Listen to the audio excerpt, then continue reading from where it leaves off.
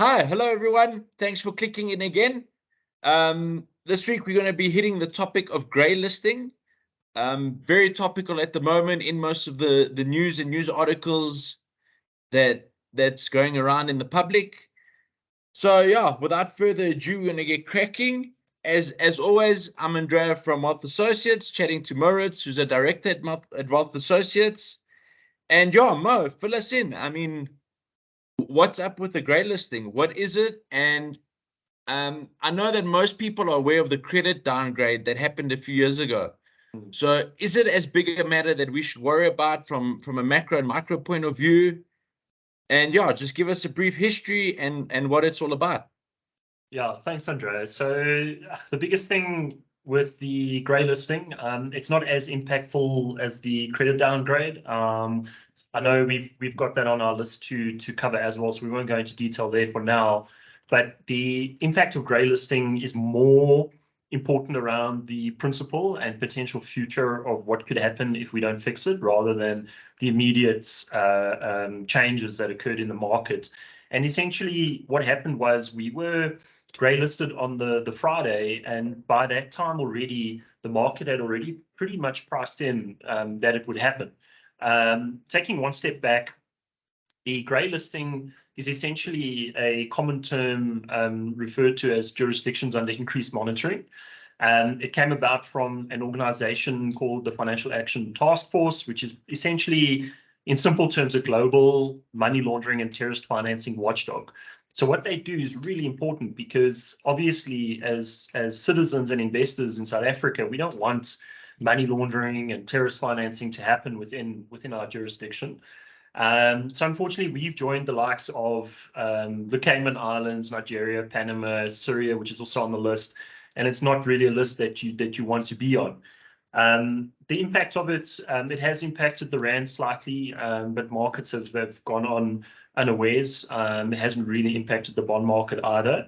And if in essence, what grey listing is essentially that, and the process in terms of what it will do is it will require that we undergo additional compliance measures in pretty much anything we do from a financial point of view. I think that answered the question. So when you say we, you're obviously referring to financial institutions. Financial institutions, accountable persons, even direct investors. So, the buying and selling of property, taking money offshore, anything like that, there's probably going to be additional compliance requirements with regards to KYC, which is know your client, FICA. There will be additional reporting measures required at banks, at financial institutions, and for financial advisors as well. So basically, I should report those bags of cash clients keep giving me. Pretty much. You shouldn't be dealing with those clients.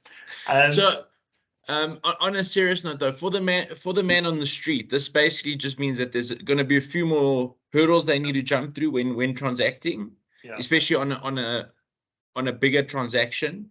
But other than that, it really doesn't affect the day-to-day running of their lives. Yeah, for now. And the reason why it hasn't been as impactful as it could have from a negative point of view is that it was noted already in June 2021 through an evaluation report from FATF that there was sort of 67 areas which were going to lead us into grey listing. And by the time we were grey listed, we'd already dealt with 52 of them. So we've got until January 2025 to address the remaining 15 areas. The institutions that are responsible for that have already committed to it, and there's no reason why we shouldn't. So we could be off as early as 2024, or it could take until 2025, and I see no reason why that wouldn't happen at this point.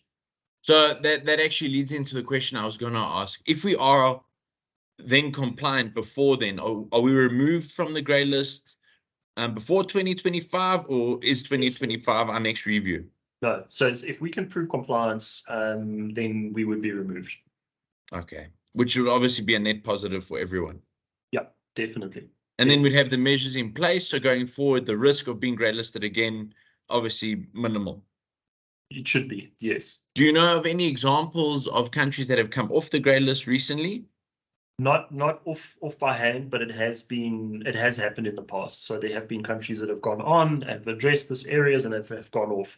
There's obviously countries that have gone on, have done nothing about it and are still there, which the examples I mentioned earlier are some of them. Yeah. Okay, great. So basically everyone can breathe a sigh of relief that the investments are safe. There won't be any market collapse because of it. And if anything, any new entrants will just be vetted in a much better and safer way. Yeah, I think in conclusion, there's two important things to note from an investment point of view. Is don't make any knee-jerk decisions, whether it's the grey listing or the impact of electrical growth, things like that. Most of our investment market is actually global. So the things that impact us are actually more a macro in nature outside of South Africa in the investment market and even the bond market. It is good to diversify. It is good to have money offshore. But obviously you need to get proper advice in doing that. Diversification is critical to any planning, but don't make decisions just because you don't fully understand the implications and the circumstances. And I think that's the whole point of financial education. Yeah. So thanks, Andrea. Yeah, that makes perfect sense. And I think I, for one, am definitely reassured.